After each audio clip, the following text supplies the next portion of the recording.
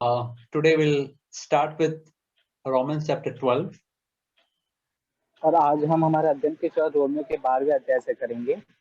So it starts with the phrase, I urge you therefore, brethren, by the mercies of God. और यहाँ पर इस अध्याय की शुरुआत इन वचनों से, इस वाक्य से होती है कि इसलिए हे भाइयों, मैं तुमसे परमेश्वर की दया स्मरण दिलाकर विनती करता हूँ। So considering all that he has explained in the first 11 chapters, he says, what should we do now? और जो रोमियो के पहले जो 11 अध्याय हैं, उसमें जो प्रेरित पौलुस ने वहां पर जो परमेश्वर के वचन को बताया है, वह उनके संदर्भ में, उसके संबंध में वह वहां पर विनती कर रहा है। First of all, in chapter 1 and chapter 2, he says that first of all, he tells about Gentiles whose lives are horrible, and then about Jews also. They are also before God. They are no different from from Gentiles.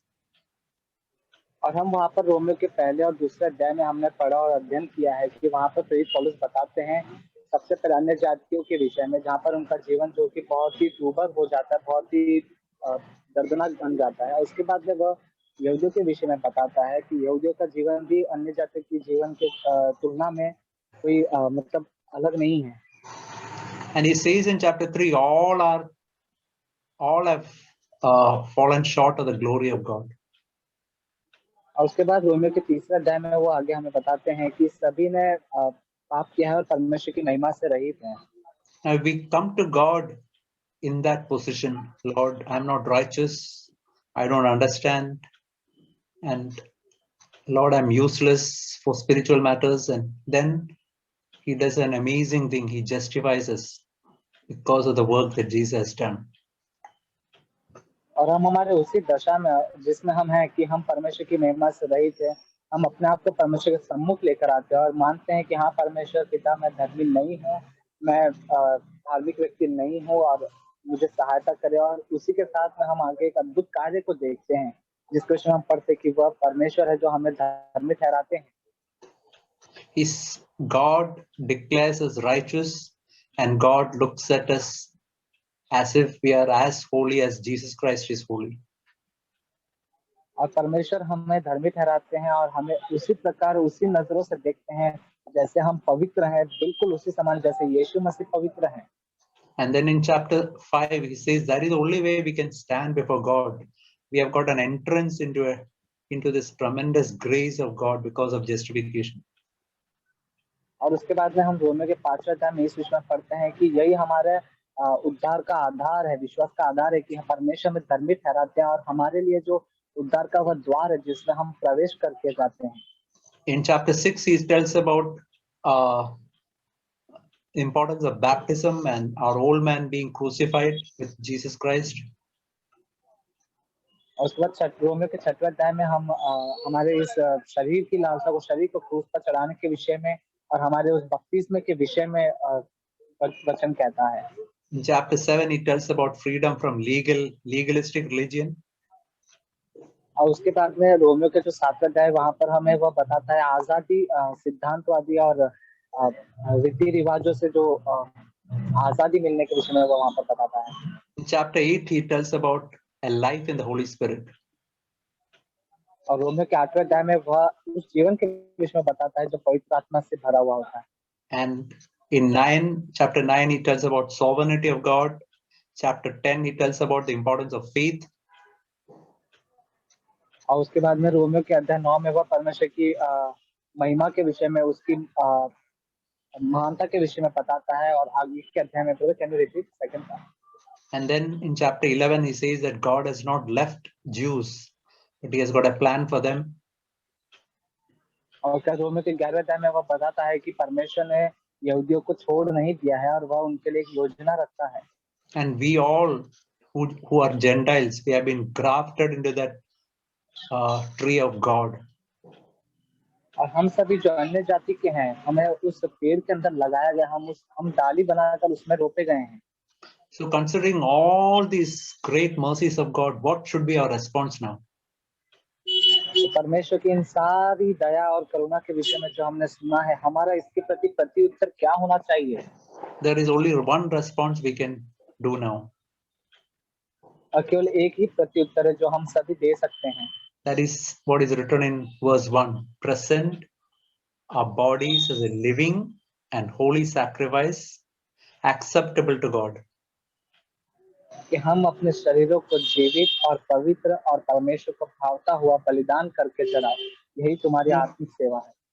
Now, in the Old Testament, every burnt offering is offered not as a, say for example, a lamb is offered not as a full lamb, but piece by piece.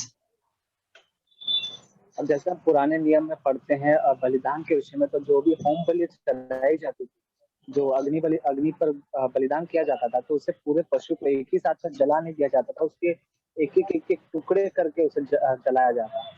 So I have to offer each part of my body. और वैसे ही मुझे भी मेरे हर एक अंगों को एक एक करके बलिदान के लिए सौंपना है.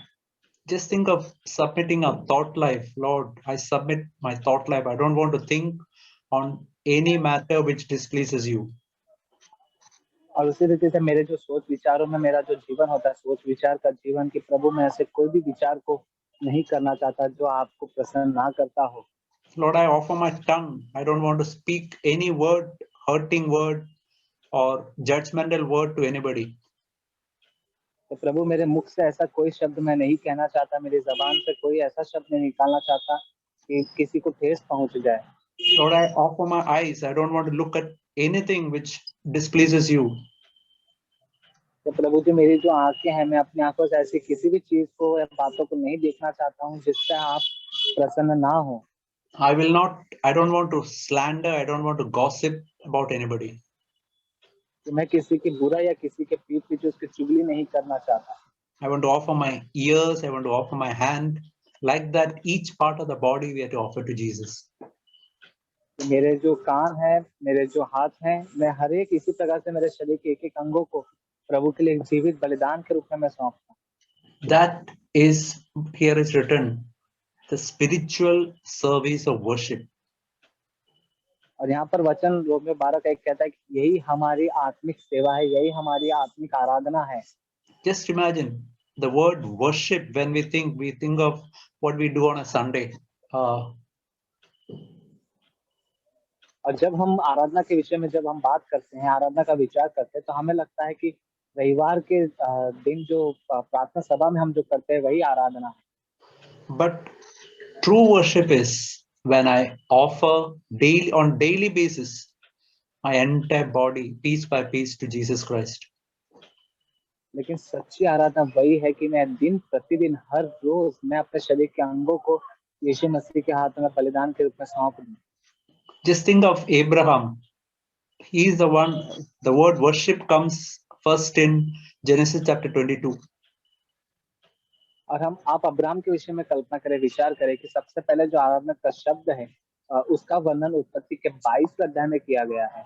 Where he offered his most precious thing, his only child, to God. जहाँ पर उसने अपने जीवन की सबसे बहुमूल्य वस्तु को, उस बहुमूल्य चीज को, जो उसका स्वयं का इकलौता पुत्र था, उसे बलिदान के लिए सौंपा. And that he's telling there, I'm going with my son to worship God, and that is to offer his most precious thing to God. वहां पर आप उस अध्याय में पढ़ते हैं, हम पाते हैं कि वहां पर वह कहता है कि मैं अपने बेटे इसहाक के साथ में परमेश्वर की आराधना करने के लिए जाता हूँ, जहां पर मैं अपने इस बेटे को बलिदान करूंगा.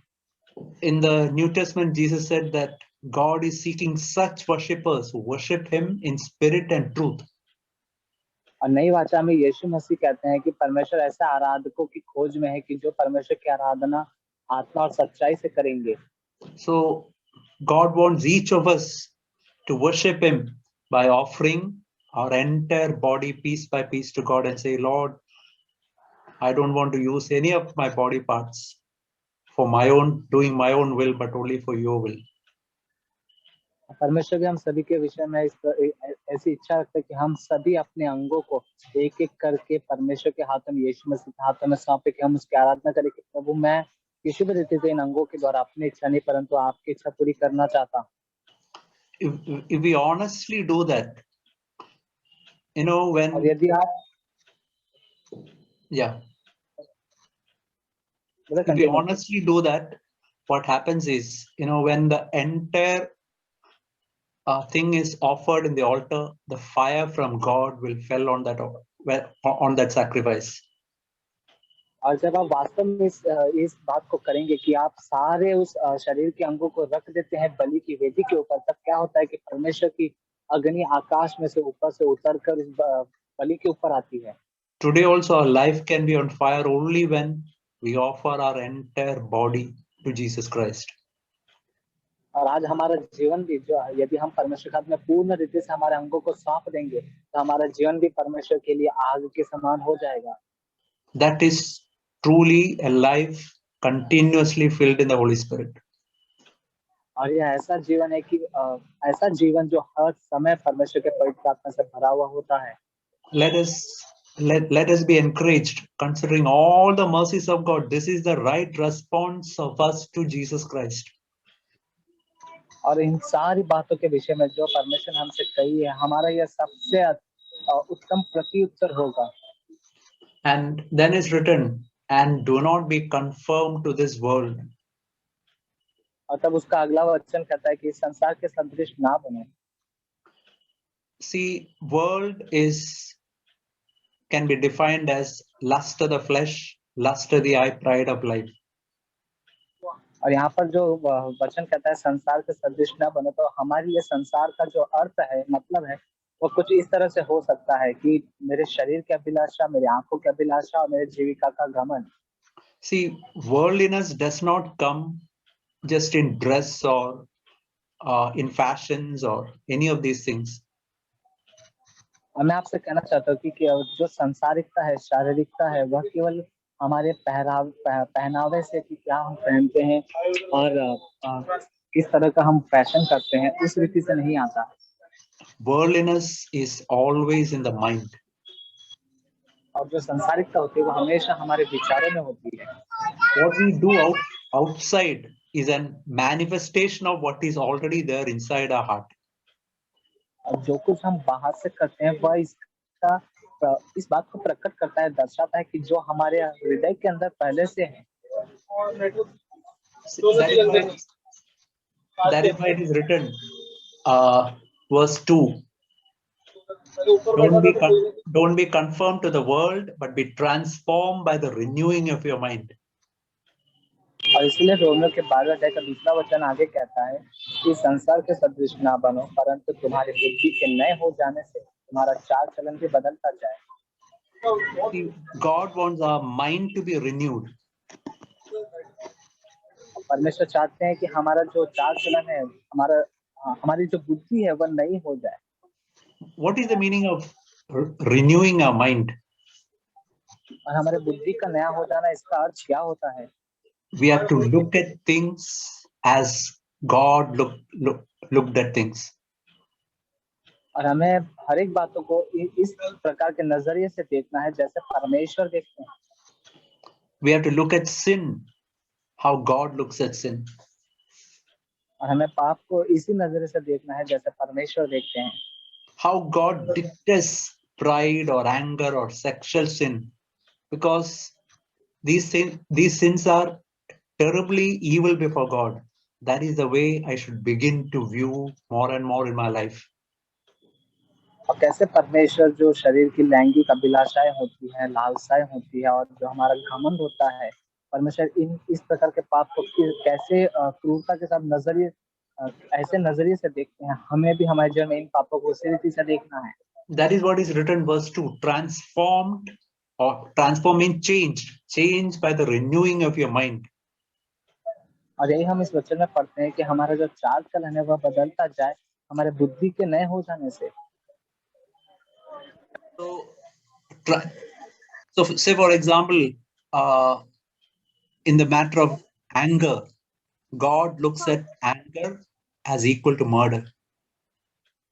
और उदाहरण के लिए आप पाप के रूप में क्रोध को ले लीजिए, गुस्सा करने को ले लीजिए। और परमेश्वर की दृष्टि में गुस्सा करना हत्या करने के बराबर है। If I got angry with 3 people, God looks at it as if I've murdered 3 people. और यदि मैं 3 व्यक्ति के प्रति बहुत ही गुस्सा हो जाता हूँ, तो परमेश्वर इसे इस रीति से देखते हैं जैसे मैंने 3 लोगों की हत्या कर दी है। When I look with lust at any woman, that is equal to adultery before God. और यदि मैं अपने शरीर आंखों में अभिलाषा के साथ में किसी स्त्री को देखता हूँ कुदृष्टि के साथ, तो वह परमेश्वर की दृष्टि में व्यभिचार करने के समान है। See, I want to tell you, my dear brothers and sisters, let us begin to look at sin as God looks at it. और मेरे प्यारे भाई बहनों, मैं आपसे कहना चाहता हूँ कि आप आपको इस नजरिए से देखें जैसे परमेश्वर देखते हैं। That is what really brings true repentance in our life. और यही वह बात है जो एक सच्ची मन फिराव को हमारे जीवन में लेकर आती है। Here is written, it's then that we can prove what is the will of God, what the will of God is, what is good, acceptable and perfect. और तब आगे वचन कहता है कि जिससे तुम परमेश्वर की भली और भावती और सिद्ध इच्छा अनुभव से मालूम करते रहो। See, the word prove means it is by trial and error.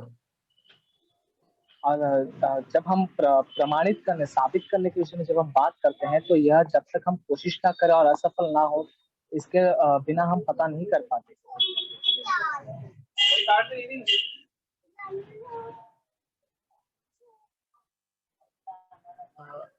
Sometimes we need to understand what is the will of God is. Okay, so can you repeat? Sometimes we fail to understand what the will of God is. और कई बार ऐसा होता है कि हम परमेश्वर की इच्छा जो क्या है यह कभी हम समझ नहीं पाते हैं। But as we continue to walk according to verse 1 and 2, God's will become more and more clear to us. लेकिन जैसे रोमियो का अध्याय 12 वचन 1 और 2 कहता है, हम इस वचन के अनुसार जैसे जैसे चलेंगे और आगे की ओर बढ़ेंगे, हमें परमेश्वर की इच्छा को हम जान पाएंगे। If we are not following this pattern, we will not be able to find out the correct will of God. और यदि आप इस बात को नहीं करते, इस क्रम को नहीं कर रहे हैं, तो आप परमेश्वर की इच्छा को नहीं जान पाएंगे। See, in the matter of marriage, job, and all these matters, what is the will of God? That is very important. और जैसे कि शादी विवाह का जो विषय होता है, हमारे जो काम का, नौकरी का जो विषय होता है, यह ऐसे विषय जहाँ पर हमें परमेश्वर की इच्छा को जानना जरूरी है।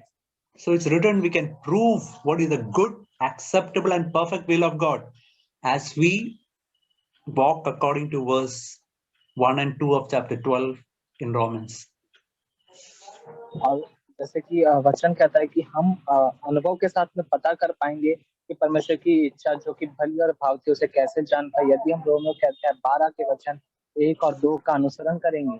And we can see in verse 3, Paul is telling, for through the grace of God given to me, I say to every man not to think more highly of himself than he ought to think, but to think as to have sound judgment, as God has allotted to each a measure of faith. और उसी अध्याय Romeo 12 का वचन 3 हम पढ़ते हैं, क्योंकि मैं उस अनुग्रह के कारण जो मुझको मिला है तुम में से हर एक से कहता हूँ कि जैसा समझना चाहिए उससे बढ़कर कोई भी अपने आप को ना समझे, पर जैसे परमेश्वर ने हर एक को परिमाण के अनुसार बांट दिया है, वैसे ही सुबुद्धि के साथ अपने को समझे। This is another important area where many times we tend to think much highly of ourselves. और यह एक ऐसा विषय है जहाँ पर, ऐसा स्थान है जहाँ पर हम अपने विषय में जो हम हैं वास्तव में उससे कई गुना ज्यादा बढ़कर अपने आप को कुछ समझते हैं। Many times, just because we have got very good knowledge of the Bible, we think that we are close to God. और केवल हमें बाइबल का थोड़ा ज्यादा ज्ञान है, इसी आधार पर हम अपने विषय में ऐसा सोचते हैं कि हाँ, मैं परमेश्वर के ज्यादा समीप हूँ। But just listen to what this verse says. लेकिन आप इस वचन के ऊपर, वचन क्या कह रहा है, इस वचन को सुने। We don't think more highly than what we should ought to think. कि हमें कि उससे बढ़कर कोई भी अपने आप को ना समझे, but to think so as to have right judgment. We should have right judgment about ourselves. कि जैसे कि हर एक को परमेश्वर सुबुद्धि के साथ परिमाण के अनुसार बांटा है कि हम अपने उसमें ठीक ठीक जांच करके रखें। How can I have right judgment? अब मैं अपने विषय में कैसे एक सही जांच कर सकता हूँ? I have to see how much measure of faith God has allotted to me. मेरा विश्वास का जो नाप है उसके अनुसार जो परमेश्वर ने मुझे दिया है। Say for example, if I become anxious about so many things, I can see that the amount of faith I've got is less. उदाहरण के लिए मैं आपसे कहना चाहता हूँ कि यदि मैं अपने जीवन में कई सारी बातों के विषय में चिंताएं करता हूँ, तो मैं वहां पर पाता हूँ कि मेरे जो विश्वास का माप है, जो अनुमान है, वह बहुत ही कम है। When I get angry at other people, we can see that the measure of faith I've got is so little. और कभी यदि मैं गुस्सा हो जाता हूँ, क्रोधित हो जाता हूँ, तो वहां मैं जान पाता हूँ कि हाँ, मेरे विश्वास का जो माप है वह कम है। Maybe another person in another church who may not have this much light, but may have much greater measure of faith. और एक और व्यक्ति जो किसी दूसरी कलीसिया में है और उसके पास इतना उजाला प्रकाशन नहीं होगा, लेकिन उसके पास इससे भी कई गुना ज्यादा बड़ा विश्वास हो सकता है। So that is why we all have to think. We have to have correct judgment about our state, our real spiritual state. और इसीलिए हम सभी की जो वास्तविक और सच्ची जो आत्मिक दशा है उसके विषय में हम अपने आप की जांच करके हम अपने आप को उसी रीति से समझें। See, faith is not something we can make, we can produce. It's written, God has allotted to each a measure of faith. In other words, God has to give that faith to me. और विश्वास जो है वह कोई ऐसी वस्तु नहीं है जिससे हम खुद बना सकते हैं या पैदा कर सकते हैं, परंतु वचन यहाँ पर साफ साफ कहता है कि जैसा परमेश्वर हमें देता है और परमेश्वर ही हमें वह विश्वास दे सकते हैं। And Bible says that in Romans 10, we read that verse, faith comes by hearing and hearing by the word of Christ. और बाइबल कहती है रोमियो के अध्याय 10 में, जैसे हमने वहां पर पढ़ा कि विश्वास सुनने से और सुनना मसीह के वचन से आता है। So we can continue to read in verse 4, for just as we have many members in one body and all members do not have the same function, so we who are many are one body in Christ and individually members of one another. और उसका आगे का चौथा और पांचवा वचन हम पढ़ते हैं, क्योंकि जैसे हमारी एक ही देह में बहुत से अंग हैं और सब अंगों का एक ही सा काम नहीं, वैसे ही हम जो बहुत हैं मसीह में एक देह होकर आपस में एक दूसरे के अंग हैं। So it's written that just like different members of the body, we are members of, as is written in verse 5, individually members of one another. और यहाँ पर जैसे वचन कहता है कि हमारे एक शरीर के अंदर बहुत से अंग होते हैं, लेकिन वहां पर आगे वचन कहता है कि हम आपस में एक दूसरे के अंग हैं। Just think of our right hand and left hand, how wonderful coordination they have got.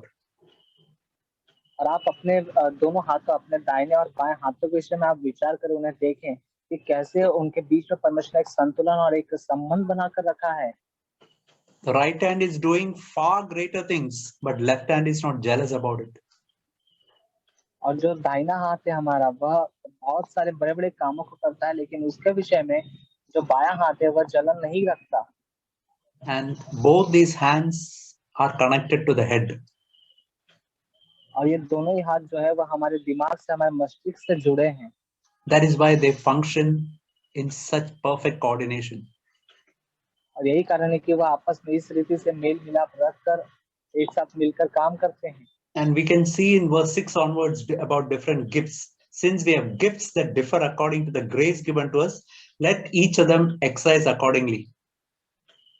और वचन 6 में हम पढ़ते हैं, जबकि उस अनुग्रह के अनुसार जो हमें दिया गया है, हमें भिन्न भिन्न वरदान मिले हैं, तो जिसको भविष्यवाणी का दान मिला होगा विश्वास के परिमाण के अनुसार भविष्यवाणी करे। So we can see that different members have got different functions to do in the body of Christ. तो हम देखते हैं कि हर एक जो सदस्य होता है, हर एक व्यक्ति जो होता है, जो एक अंग होता है मसीह की देह में, उसे एक अलग कार्य करने के लिए दिया गया है। Just like in our body, eye has different function, ears have different function, tongue has different function. Like that, each of us have got some functions to do in the body of Christ. और जैसे हमारी आंखों को एक अलग कार्य करने के लिए दिया गया, हमारे शरीर में हमारे कानों का एक अलग कार्य होता है, और हमारे हाथों का जो है वो अलग एक कार्य होता है, हमारे जबान का एक अलग कार्य होता है। वैसे हम में से हर एक व्यक्ति को परमेश्वर ने मसीह की देह में एक अलग अलग कार्य करने के लिए रखा है। We have to ask God, Lord, what is my function? I have to find it out. और आप परमेश्वर से पूछिए कि परमेश्वर मुझे बताए, मुझे प्रकट करे कि मेरा कार्य क्या है। And if you really seek God, God will show it to you. और यदि आप वास्तव में परमेश्वर को खोजेंगे सच्चे मन से, वो आपको बताएंगे। We can see here about different functions written here. First of all, about prophecy. हम अलग अलग वरदानों के विषय में, कार्यों के विषय में यहाँ पर आगे पढ़ते हैं। और सबसे पहला लिखा है भविष्यवाणी का दान। See, prophecy is not telling future. और भविष्यवाणी मतलब यह नहीं होता कि आप आपसे आने वाले कल की बातें करें। See, that may be true in the Old Testament. और यह पुराने नियम में, पुरानी वाचा में सही भी हो सकता है। But in the New Covenant, New Testament, true prophecy is exhortation, edification, and consolation. लेकिन नई वाचा में, नए नियम में हम पढ़ते हैं कि भविष्यवाणी करना मतलब दूसरों से शांति की, उन्नति की और उपदेश की बातें कहना होता है। And here is written, prophecy I have to do according to the proportion of the faith God has given me. और यहाँ पर वचन कहता है कि मुझे भविष्यवाणी उसी रीति से करना है जैसे वह विश्वास के परिमाण के अनुसार मुझे मिला है। That means I have to see how much is my life, how much is my obedience. According to that level only I have to prophesy. और मुझे देखना है कि मेरे जीवन का स्तर क्या है, मैं अपना जीवन किस रीति से जीता हूँ, और उसी आधार पर, उसी स्तर के अनुसार मैं भविष्यवाणी करूँ। If I try to prophesy beyond the level of the faith God has allotted to me, I will be losing grace in my life. और यदि मेरा जो जीवन नहीं है और उस सीमा से बढ़कर बाहर जाकर यदि मैं भविष्यवाणी करने की कोशिश करूं, मैं परमेश्वर का अनुग्रह को अपने जीवन में खो दूंगा। And then is written, if in service, he should be busy in serving God. और वहां पर अगला जो दान दिया गया वो सेवा करने के विषय में। और यदि वह can you repeat second part?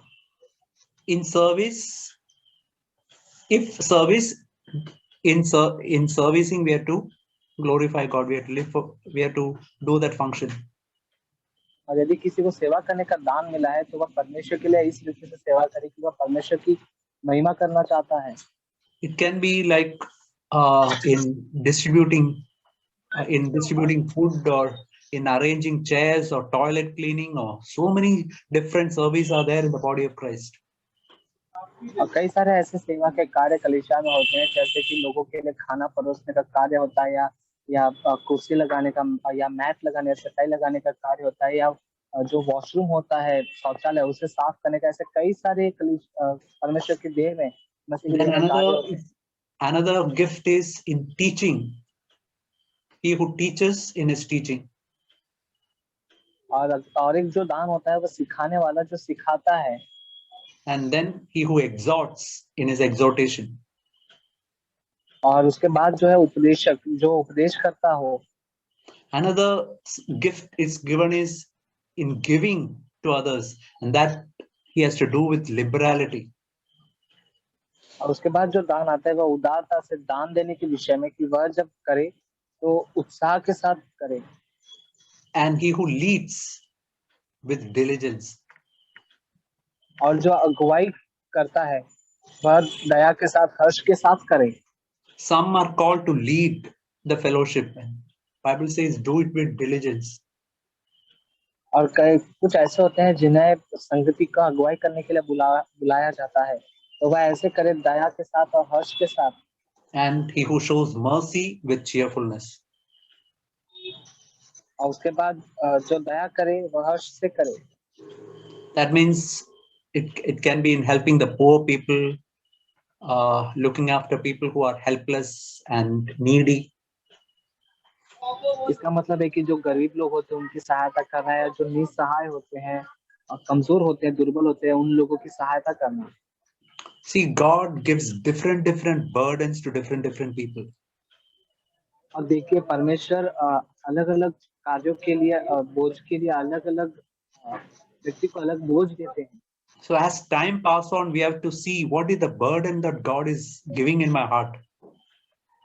जैसे जैसे समय बढ़ता जाता है हमें जानना है कि परमेश्वर ने मुझे कौन सा बोझ दिया है। And we can, as we go on in Christian life, it becomes more and more clear what is the real gift that God has given each of us. और जैसे जैसे हम परमेश्वर में संगति में आगे की ओर बढ़ेंगे और आगे चले जाएंगे हमें हमारे लिए और ज्यादा ये साफ हो जाएगा देखना कि परमेश्वर ने मेरे लिए किस प्रकार का बोझ रखा है। We should not try to divert from that to something else, from what God shows to something else. और परमेश्वर ने जो हमें दिखाया उससे हम अपने उस मार्ग को हमारे उस लक्ष्य को मोड़कर हम दूसरी बातों की ओर मुड़ने की कोशिश ना करने पाए। I want to encourage all my brothers and sisters, seek God for that. Ask God, Lord, what is my function in the body of Christ?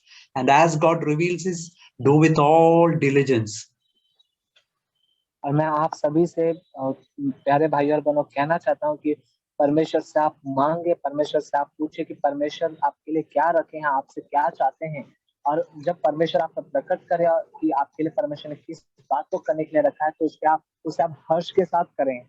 Just think of what is written in First Peter. It's written, if you speak as the oracles of God. That means as if God Himself, Jesus Christ Himself is speaking, like that you speak. और जैसे हम पहले पत्रस में उस वचन को पढ़ते हैं कि यदि कोई बोले तो मानो ऐसा बोले जैसे परमेश्वर स्वयं बात कर रहे हैं कि यीशु मसीह स्वयं आपसे कह रहे हैं। If you are serving, you have to serve as if we are serving Jesus Christ.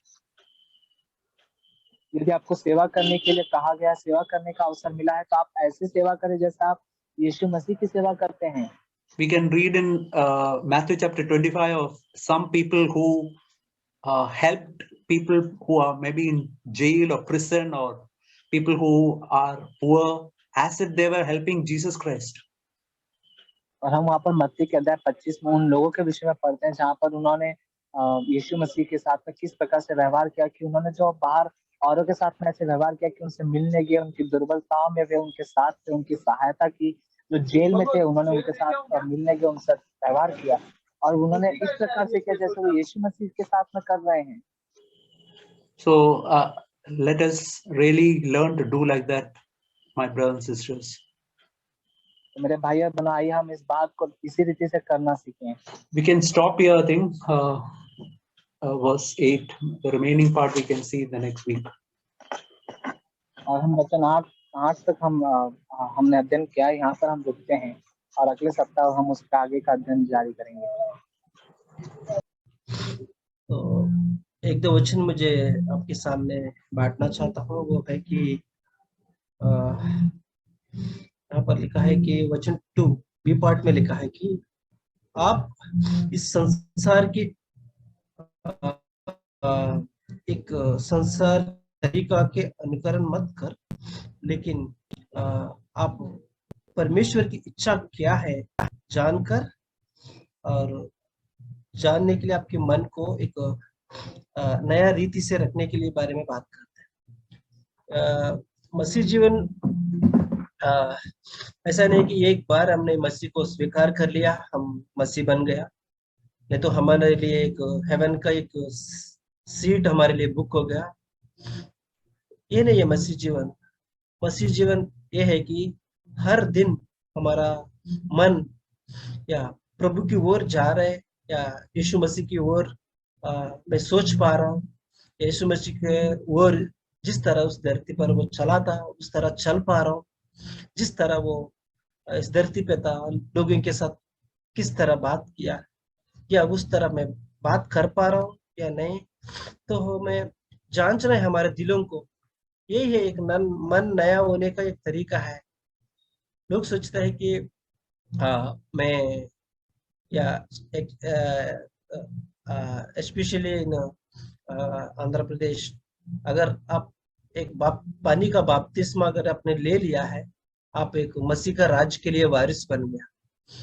शैतान इतना उनको उनकी मनों को और उनकी दिलों को इतना धोखा दिया है कि इसके बाद वो लोग ये नहीं सोचते हैं कि मुझे यीशु मसीह की तरह किस तरह आगे के जीवन जीना है। बहुत दुख की बात होता है कि जब यहाँ का मैं किसी का जज नहीं कर रहा हूँ, किसी का न्याय नहीं कर रहा हूँ। Brother 1 minute, 1 minute.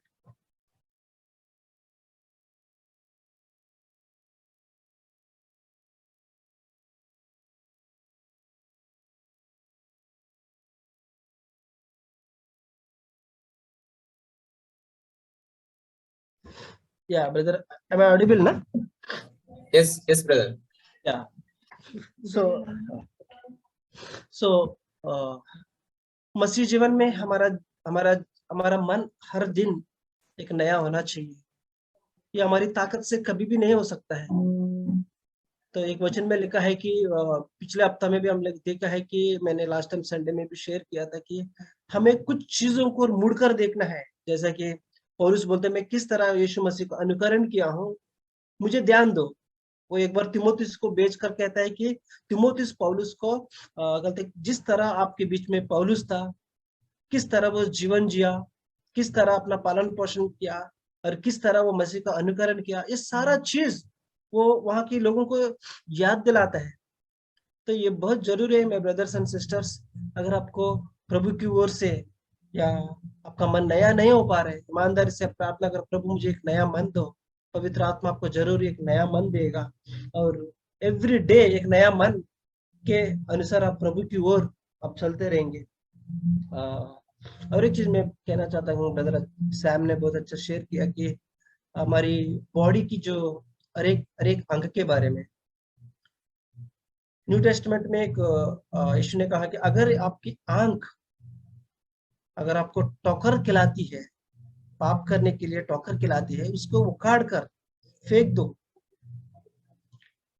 तो आप सोचेंगे कि यीशु मसीह ने ऐसे क्यों कहा, उस आंख को निकाल कर फेंक दो। यीशु मसीह का कहने का मतलब यह है कि आप वो आंख होकर, दोनों आंख होकर पाप करेंगे, उसके नतीजा प्रभु से हमेशा के लिए दूर हो जाएंगे। उससे अच्छा है कि एक आंख भी हो, उसको उखाड़ के आप फेंक देंगे, आपके पास सिर्फ एक आंख रहेगा। प्रभु चाहता है कि उस आंख एक भी रहो, लेकिन आप प्रभु के साथ हमेशा के लिए एक रिश्ते में रहेंगे, एक फेलोशिप में रहेंगे। इसीलिए हमारे शरीर की अंगों को हमेशा हमें एक जीवित बलिदान के रूप में चढ़ाना है। हम जानते हैं कि एलिया और एलिशा के टाइम में भी हम देखते हैं कि वहां पर वेदी बनाया, वहां पर बैलों का जो सारी चीज टुकड़ा टुकड़ा करके वेदी पर डाला गया है। उसको भस्म करने के लिए स्वर्ग से आग भी आया है, हम जानते हैं कहानी। और मैं कहना चाहता हूँ वहां पर भी टुकड़ा टुकड़ा करके उस बलि के ऊपर अलग अलग अंग डाला गया है। तो वो एक नमूना है हमारे लिए। नया करार में हम हमारी आंख, हमारे जुबान, हमारे हाथ, हमारे पैर, हमारे कान, हर एक अंग है, इसको हम एक जीवित बलिदान के रूप में सैक्रिफाइस हमको करना है हमेशा। तो ये वचन मुझे बहुत प्रोत्साहन मिला। जब कभी मुझे या कोई भी आंख मुझे पाप की ओर खींचती है, मैं बोलता प्रभु इस आंख को मैं बंद नहीं कर सकता, लेकिन मैं ये कहता हूँ प्रभु मुझे एक नया मन दो। जब कभी मेरा हाथ, मेरा कान ये बुरी बातों की ओर फिरती है, प्रभु यहाँ पर भी मुझे नया मन चाहिए आपकी जैसा। तो प्रभु हमको पवित्र आत्मा दिया है। जिस तरह वो यीशु मसीह को मदद किया है, पवित्र आत्मा उतना ही मदद आपको करने वाला है। माय ब्रदर्स एंड सिस्टर्स, आप ये विश्वास के साथ रहना है कि पवित्र आत्मा मुझे हर वक्त मदद करेगी, उठाएगी और मुझे हर घड़ी यीशु की ओर चलने के लिए नया मन देगी। Praise the Lord. जो कुछ भी ब्रदर सैम से मैंने सुना बहुत ही प्रोत्साहन भरा था और मुझे उसमें से ये प्रोत्साहन हुआ कि जब भी हम परमेश्वर के सामने जाते हैं, तो ब्रदर सैम इस तरह से बोल रहे थे कि मैं धर्मी हूँ, मैं अच्छा व्यक्ति हूँ, और बहुत सारा एटीट्यूड लेकर जाते हैं। और क्या हम इस तरह से जाते हैं कि प्रभु मैं यूजलेस हूँ और मेरे अंदर से कोई भी अच्छा चीज नहीं निकल सकता। और मैं एक गुनहगार हूँ, पापी हूँ प्रभु में, और मैं सिर्फ और सिर्फ तेरा अनुग्रह के द्वारा, विश्वास के द्वारा धर्मी ठहराया गया। जब ब्रदर सैम ये बात बोल रहे थे मुझे बहुत छू गया। तो प्रभु मुझे ऐसा रोज और हर दिन हर समय में एहसास करूँ कि इस तरह से परमेश्वर के सामने में जाऊँ। और जैसे एक गाना भी है ब्रदर जैक का, उसने उन्होंने गाना गाया था कि I am a just a sinner who save by grace by faith. और मैं ऐसा कौन सा चीजों से मैं परमेश्वर का ग्लोरी, परमेश्वर का महिमा मैं ले लूंगा, लेकिन सब काम परमेश्वर ने किया है। तो मेरा इसमें मेरा कुछ भी नहीं है कि मैं अपना आप का बढ़ाई करूँ, तारीफ करूँ। इस तरह एक गाना है। मैं हर दिन ऐसा मैं जीना चाहता हूँ। मैं प्रभु को धन्यवाद करता हूँ ये प्रोत्साहन भरा वचन के लिए। और एक चीज जो ब्रदर सैम बोल रहे थे कि उसमें लिखा है कि संसार का सदृश ना बनो, परंतु तुम्हारा बुद्धि के नए हो जाने से तुम्हारा चाल चलन भी बदलते जाए। तो कितना खूबसूरत तरीके से ब्रदर सैम ने समझाया। हमारा चाल चलन कभी बदलेगा, किस तरह बदलेगा? जिस तरह हम यीशु मसीह जो सोचता है, जिस तरह यीशु मसीह सोचता है उस तरह हमको सोचना चाहिए। जैसा ब्रदर सैम ने एग्जांपल दिया है कि जिस तरह परमेश्वर पाप के विषय में सोचता है कि कितना बड़ा ये पाप है, हमको भी उसी तरह से उतना ही सीरियसली, उतना ही गंभीरता से हमको लेना हमारे जीवन में। मेरे जीवन में मुझे लेना है। तो मैं जैसे एंगर हो गया, लस्ट इन विद आइज, और झूठ बोलना, रॉन्ग एटीट्यूड, बहुत सारा चीज हम उस दौर से गुजरते हैं। तो मैं उस तरह से सीरियसली लेना चाहता हूँ। लास्ट वीक में मुझे ये वचन आ रहा था कि मुझे ये सब वचन तो सीरियसली लेता है क्या? ये वचन ये सब कितना गंभीरता से लेता। हमको लगता है कि हम बहुत कैजुअल एटीट्यूड कभी कभी हम सोच हमारे जीवन में लेते हैं, बट क्या गंभीरता से जिस तरह यीशु मसीह सोचता है उस तरह से मैं सोचेंगे, मैं देखते कि परमेश्वर हमको उस चीज को उस तरह से देखेंगे तो परमेश्वर हमारे को हेल्प करेगा, परमेश्वर हमारे जीवन में कार्य करेगा ताकि हम उस चीज से ओवरकम हो जाए। हमें इस गॉस्पेल के लिए मैं बहुत बहुत धन्यवाद करता हूँ जो मेरे जीवन को बदल के रख दिया। मेरे जीवन में एक शांति, एक आनंद प्रभु का मैं देखता हूँ। प्रभु का धन्यवाद हो ऐसे जीवन के लिए। और प्रभु चाहते हैं कि सभी को ये ऐसे जीवन देना चाहता है प्रभु। और एक चीज जो मैंने सीखा हूँ कि जो ऐसे बॉडी ऑफ क्राइस्ट हमको परमेश्वर के अंदर, जो परमेश्वर ने हमें हर एक अंग जो हमें रखा है, हमारा फंक्शन क्या है, हमारा काम क्या है कलीसिया के अंदर, वो हमको जानना है, वो हमको समझना है कि प्रभु मैं इस कलीसिया के अंदर मेरा काम क्या है, मेरा फंक्शन क्या है, मैं क्या कर सकता हूँ, या मेरे को क्यों इस कलीसिया में रखा है। तो ये बहुत इम्पोर्टेंट चीज है, बहुत महत्व चीज है। मुझे ढूंढना है, मुझे मेरा फंक्शन मुझे पूरा करना है कि परमेश्वर ने मुझे उस स्पेसिफिक काम के लिए, परमेश्वर ने हम सभी को किसी काम के लिए रखा है जो हमको पूरा करना है। तो मैं प्रभु का धन्यवाद करता हूँ, प्रभु ने मुझे चुना, प्रभु ने हम सबको चुना है ताकि प्रभु का जो ऐसे बॉडी ऑफ क्राइस्ट है, प्रभु का हर एक हो सकता है, किसी का उंगली रहेगा, कोई नखून रहेगा, कोई अलग अलग पार्ट रहेगा, कोई किडनी रहेगा, कोई जबान रहेगा, कोई आँख रहेगा, कोई नाक रहेगा, सबका काम अलग अलग है। बट परमेश्वर के अंदर हम सभी कोई ना कोई कुछ चीज है जो परमेश्वर चाहते हैं कि उस चीज को हमको करना चाहते हैं। मुझे प्रोत्साहन लगा, मैं प्रभु का धन्यवाद करता हूँ। या thank you. I was hearing a message on YouTube today. That pastor shared a godly advice. I liked it, so just want to share. So what he said was, often when we think about sin, and if we think, I should not do this, I should not do this, and often we end up doing the same.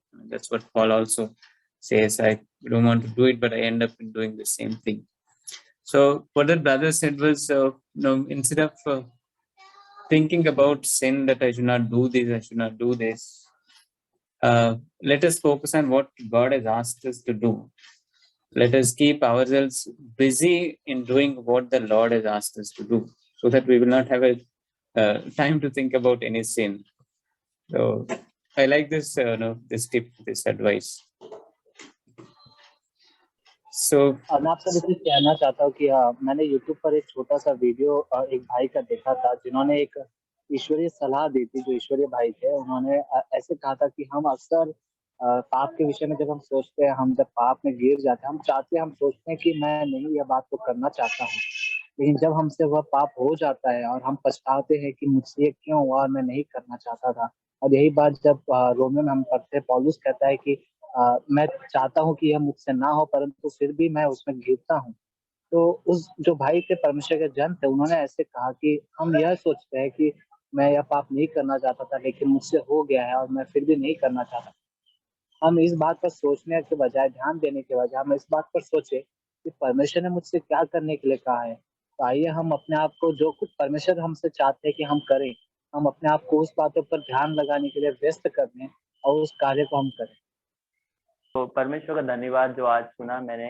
जैसे brother Sam बता रहे थे कि जैसे हाथ का उदाहरण देके कि जैसे हमारे दो हाथ है तो एक हाथ कभी भी दूसरे हाथ को देख के ऐसे नहीं बोलते कि सबसे ज्यादा अच्छे काम राइट हैंड ही करते हैं और लेफ्ट हैंड को कुछ नहीं मिलता है। बट वो दूसरे हाथ के साथ वो एक संगति में रहते हैं कि जो भी है वो एक संगति दिखाता है। उसी तरह से जब हम एक परमेश्वर की देह है जो बॉडी ऑफ क्राइस्ट के बारे में आज हमने सुना कि हम हर एक व्यक्ति परमेश्वर की देह के होने के नाते एक बहुत ही इम्पोर्टेंट पार्ट प्ले करते हैं हमारे चर्च में या किसी भी जगह पर। तो वो मुझे बहुत ही परमेश्वर ने आज शाम को इस वचन से मुझे बातें की जो मुझे सिखाती है कि कभी भी हम ऐसे जज नहीं करना चाहिए। और जैसे कि एक पत्रस के 5 में लिखा हुआ है, जो यंगर मैन के लिए लिखा हुआ है, वचन 5 में लिखा हुआ है। और जो उसी के लाइन में लिखा हुआ है कि God is opposed to the proud but gives grace to the humble. और this is something which talks about humility towards one another. तो ये बहुत ही एक जो नम्रता के बारे में परमेश्वर ने लिखा है। ये मैं इस संदर्भ के बारे में बात कर रहा हूँ। मैं अपने को आपको देखता हूँ कि जैसे हमारे अगुए हैं, एल्डर्स हैं, और मैं एज उनके भाई या यंगर ब्रदर के मामले में मुझे क्या करना है। मैं ये वचन से काफी प्रोत्साहन पाता हूँ कि मुझे ये करना तो जरूरी है कि मुझे प्राउड नहीं होना है या फिर मुझे एक ह्यूमिलिटी में रहना है। ये मुझे परमेश्वर सिखाते हैं। और इसी बात के वचन में आज जो हमने सुना रोमियो 12:3 में जो लिखा है कि not to think more highly of himself than he ought to think. जैसे कि हम अपने आप को ऐसे नहीं सोचना चाहिए कि हाँ मैं तो बहुत ज्यादा कुछ कर रहा हूँ।